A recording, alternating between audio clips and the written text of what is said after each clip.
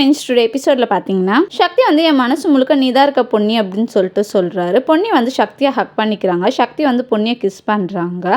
பார்த்தா சக்தி வந்து இப்படிலாம் பொன்னிக்கிட்ட ப்ரொப்போஸ் பண்ணணும்னு நினச்சிட்டு இருக்காரு. ஃபோன் வந்து ரிங் ஆகுது. பொன்னி வந்து உங்கள் ஃபோன் ரிங் ஆகுதுங்க அப்படின்னு சொல்லிட்டு சொல்கிறாங்க. சக்தி வந்து இவ்வளோனா நம்ம கனவுல தான் இருந்தோமா அப்படின்னு சொல்லிட்டு ஃபோன் அட்டன் பண்ணுறாரு. பார்த்தா சந்திரசேகருக்கு வந்து உடம்பு சரியில்லைன்னு சொல்லிட்டு தெரிய வருது. சக்தியும் பொன்னியும் அந்த பிளேஸ்லேருந்து கிளம்புறாங்க.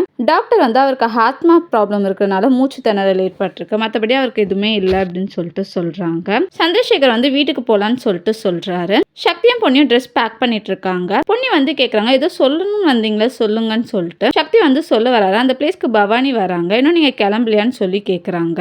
சந்திரசேகர் ஃபேமிலி எல்லாருமே வீட்டுக்கு வந்துடுறாங்க. சக்தியும் பொன்னியும் ரூம்ல காட்டுறாங்க. சக்தி வந்து குளிச்சுட்டு வராரு. பொன்னி அகைன் கேக்குறாங்க, அந்த பிளேஸ்க்கு கூப்பிட்டு போனீங்க, ஏதோ சொல்றதுக்காக வந்தீங்களே, என்ன விஷயம்னு சொல்லி கேக்குறாங்க. சக்தி வந்து சொல்ல வராரு. அந்த பிளேஸ்க்கு பிரீத்தி வராங்க.